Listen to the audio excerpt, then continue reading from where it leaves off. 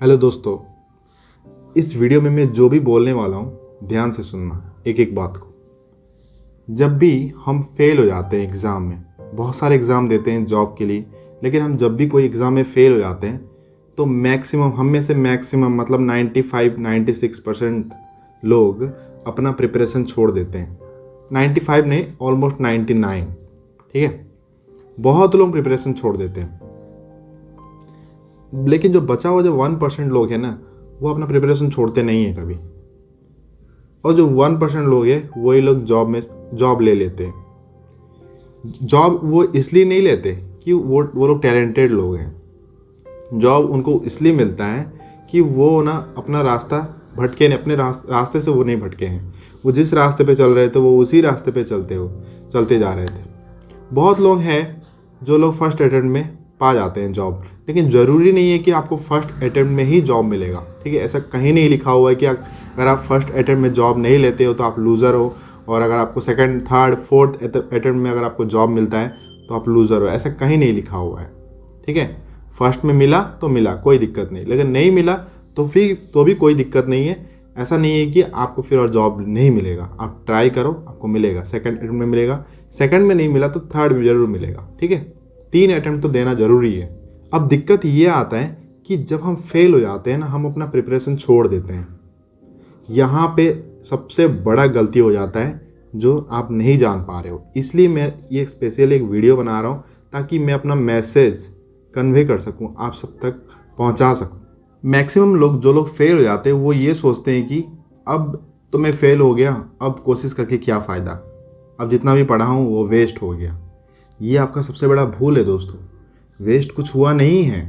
ठीक है, जितना भी आप पढ़े हो, चाहे आप कट ऑफ क्लियर किए या नहीं किए, आप 0 से आगे ही हो। ठीक है, जब आप प्रिपरेशन स्टार्ट किए थे फ्रेश, तब आपका नॉलेज 0 था ऑलमोस्ट, लेकिन जब आप कट ऑफ तक पहुंचे, कट ऑफ क्लियर नहीं कर पाए, आप एग्ज़ाम क्वालिफाई नहीं कर पाए, इसका मतलब ये नहीं है कि आपको कुछ नहीं आता है और आप फेल हो गए और आपको फिर से 0 से स्टार्ट करना पड़ेगा। ऐसा नहीं है, आप बहुत आगे बढ़ चुके हो। दिक्कत ये आता है जब आप ब्रेक कर देते हो प्रिपरेशन। अगर आप ब्रेक कर देते हो ना, देखो मान लो कि आप 100 किलोमीटर है, आप 100 किलोमीटर कवर करोगे तब जाके आपको जॉब मिलेगा। आपने क्या किया कि आपने अपना पूरा ताकत लगाया, पूरा एनर्जी लगाया, पूरा टाइम लगाया, लेकिन आप 100 तक नहीं पहुंच पाए। आप पहुंचे 70-60 तक। ठीक है, तो आप क्या हो गया, आप फेल हो गए। ठीक है, आप 100 तक नहीं पहुंच पाए ना, तो फेल हो गए आप। इसका मतलब ये नहीं कि आप 0 पे हो, आप 60 कवर कर चुके हो। आपको बाकी का 40 कवर करना चाहिए था, जो आपने जितना समय आपके पास अवेलेबल था उतना में आपने कवर नहीं कर पाए। अभी क्या होता है कि उस 60 पे अगर आप प्रिपरेशन छोड़ दोगे, जो कि मैक्सिमम लोग करते हैं, 60 पे प्रिपरेशन छोड़ देते हैं, तो ये 60 से पीछे 50 पे आ जाते हैं, फिर 40, 30, 20, 10, 0 पे पहुंच जाओगे धीरे धीरे करके। ठीक है, आप अगर एक 4-5 महीना भी गैप कर देते हो ना, तो आप ऑलमोस्ट 0 पे पहुंच जाओगे। तो उससे क्या हुआ कि आपको जब भी फिर नेक्स्ट फॉर्म निकलेगा, ठीक है, फॉर्म तो निकलना ही है, एनी हाउ फॉर्म निकलेगा ही निकलेगा। जब अब नेक्स्ट फॉर्म निकलेगा तब फिर आपके दिमाग में आएगा कि हाँ यार प्रिपरेशन करना है। फिर आप किताब उठाओगे, लेकिन उस टाइम ना आप 0 पे पहुंच गए ऑलरेडी।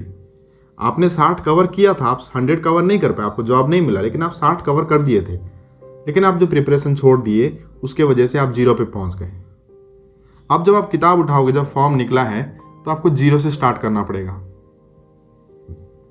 वही समय है आपके पास, लेकिन आपको 0 से स्टार्ट करना पड़ेगा।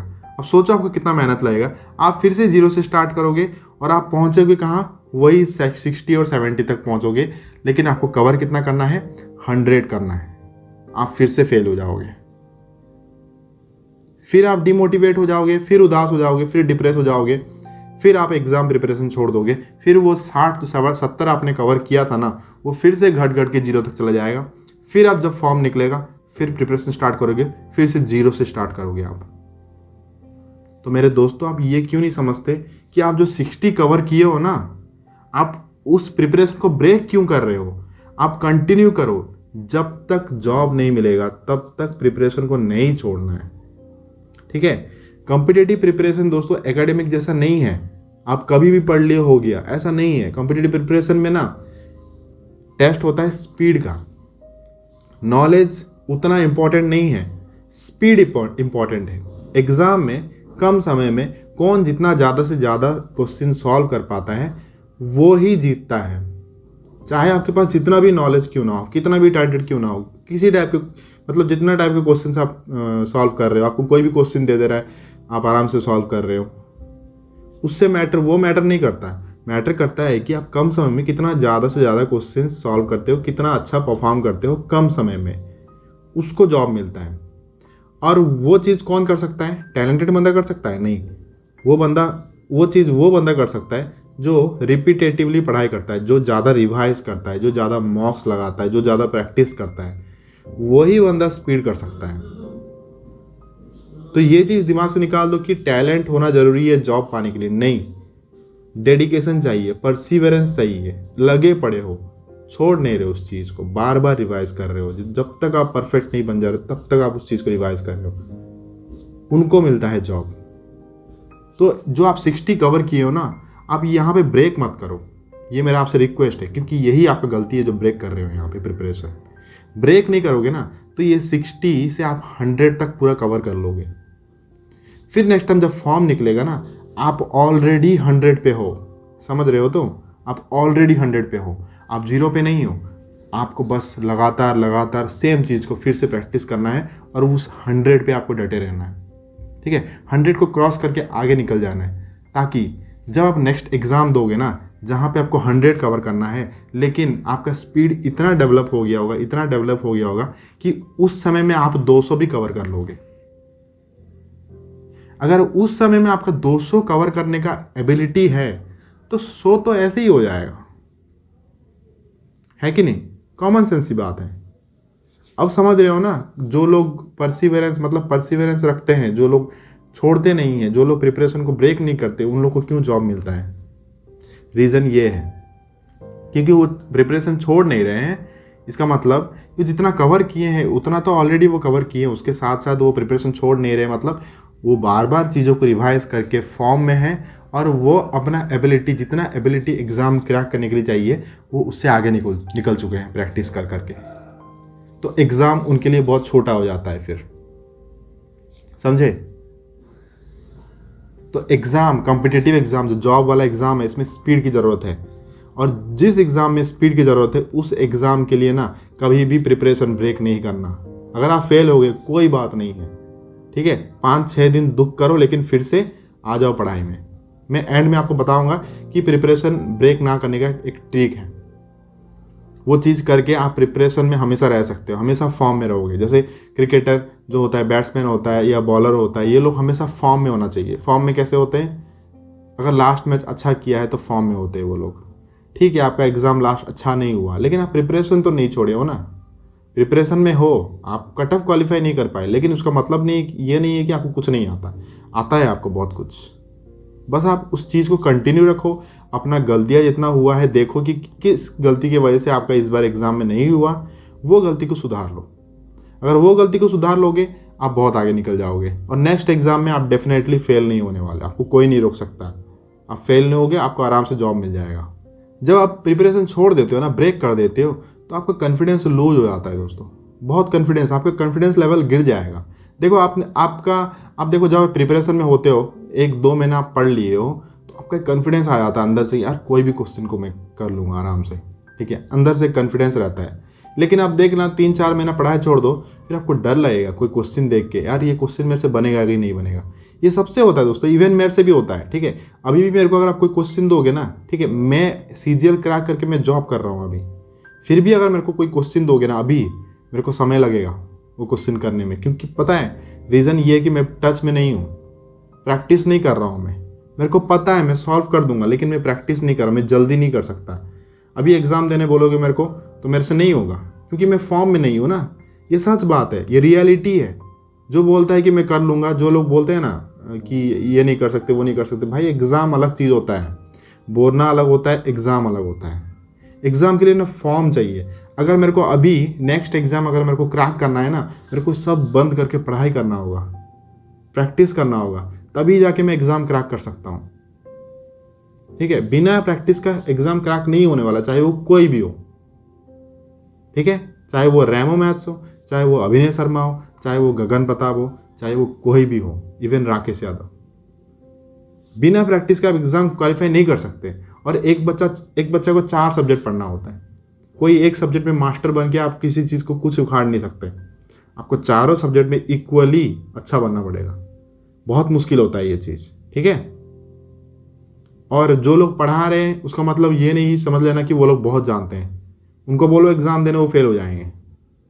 एग्ज़ाम क्रैक करने के लिए एक मेंटालिटी चाहिए, स्टूडेंट वाला मेंटालिटी चाहिए। टीचर वाला मेंटालिटी से एग्ज़ाम कभी क्रैक नहीं होता है। अभी अगर मेरे को एग्ज़ाम क्रैक करना होगा ना, मैं ये जो बता रहा हूँ आप सबको, ये सब मैं बंद कर दूंगा। क्यों पता है? अभी मेरा मेंटालिटी टीचर वाला है, मैं बता रहा हूँ ओपिनियन, लोगों को गाइड कर रहा हूँ। लेकिन मेरे को खुद को अगर एग्ज़ाम क्रैक करना होगा तो मेरे को स्टूडेंट बनना पड़ेगा फिर से। मेरे को हर चीज़ सीखना पड़ेगा फिर से। मेरे को ज़्यादा प्रैक्टिस करना पड़ेगा। मेरे को पूरा टाइम प्रैक्टिस में लगाना है, पूरा टाइम रिविजन में लगाना है। फिर कॉन्फिडेंस लूज हो जाता है अगर आप प्रिपरेशन छोड़ देते हो तो, ठीक है। बहुत कॉन्फिडेंस लूज हो जाता है। उसके साथ साथ दोस्तों बहुत टाइप का प्रेशर आएगा आप पे, ठीक है। जितना धीरे धीरे आपका एज बढ़ता जाएगा उतना आप पे प्रेशर आना स्टार्ट हो जाएगा। मेंटली प्रेशर, फिजिकली कोई प्रेशर नहीं है, मेंटली प्रेशर आना स्टार्ट हो जाएगा। अगर आप मैरिड हो तो ऑब्वियसली वाइफ से प्रेशर है, हस्बैंड से प्रेशर है, ठीक है।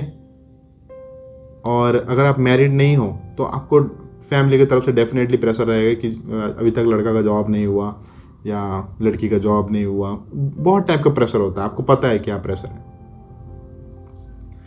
और एक दिक्कत ये है कि प्रिपरेशन जब आप 4-5 महीना छोड़ दोगे ना, फिर फॉर्म निकलेगा। जब आप प्रिपरेशन करना चाहोगे ना तो आप ना रेलवे ट्रैक से साइड हो चुके हो दोस्तों, पटरी से साइड हो चुके हो। फिर पटरी पे आना बहुत मुश्किल है। जैसे सोचो एक ट्रेन पटरी पे जा रहा है, पटरी से साइड हो जाता है, आप उसको पटरी पे फिर से ला सकते हो क्या? कितना मुश्किल है पता है वो चीज़। एग्जैक्टली वैसे ही आप अपना ट्रैक साइड करोगे ना, पढ़ाई प्रिपरेशन कर रहे हो, फेल हो गए, कोई दिक्कत नहीं। अगर आप ट्रैक साइड कर दिए, प्रिपरेशन छोड़ दिया, मतलब आप पटरी से बाहर निकल चुके हो। फिर से पटरी पे आना, फिर से वही फॉर्म में आना बहुत मुश्किल है। इसलिए कभी भी प्रिपरेशन ब्रेक नहीं करना। प्रिपरेशन ब्रेक करोगे तो पटरी से साइड हो जाओगे। हमेशा पटरी पे रहने की कोशिश करो ताकि आपका स्पीड बना रहे। आप स्पीड जाते हो, आप जितना ज़्यादा से ज़्यादा डिस्टेंस कवर करोगे। पटरी से साइड हो जाओगे, आप कुछ नहीं कर पाओगे, आप अटक जाओगे एक जगह पे, आपको क्रॉस करके लोग निकल जाएंगे। अब एक बार पटरी से आप साइड हो गए, फिर से वापस आने के लिए ना बहुत विल पावर चाहिए दोस्तों, बहुत विल पावर चाहिए। समझ रहे हो ना विल पावर क्या है? विल पावर वो चीज़ है जो आपके मन दिल के अगेंस्ट में जाके आप करोगे, ठीक है। सुबह उठने का मन नहीं कर रहा है, सुबह सोने का मन कर रहा है, फिर भी 5 बजे आप उठोगे ज़बरदस्ती, अपने मन को ये करके, अपने दिल को ये करके, नहीं तुमको उठना पड़ेगा। उसको बोलते हैं विल पावर। क्या है आपके अंदर वैसा विल पावर? अगर वैसा विल पावर है तो आप कुछ भी अचीव कर लोगे लाइफ में। तो आप उतना तक मत पहुंचो कि आपको विल पावर की ज़रूरत पड़ेगा। आप अपना प्रिपरेशन छोड़ो ही मत, ब्रेक ही मत करो, ठीक है। आप फेल हो गए, 1 हफ्ता आपने रेस्ट ले लिया, अपना मन को समझा लिया, फिर से ट्रैक पे आ जाओ, ठीक है। तब तक कुछ बिगड़ा नहीं होता है। लेकिन आप 1 महीना, 2 महीना, 3 महीना नहीं आ पाओगे दोस्तों, बहुत मुश्किल है। फिर गिव अप करने का मन करेगा। फिर वही जो चीज़ आप इतना इजीली कर पा रहे थे, फिर से वही आपको बहुत पहाड़ जैसा लगेगा, उसको क्रॉस भी नहीं कर पाओगे आप।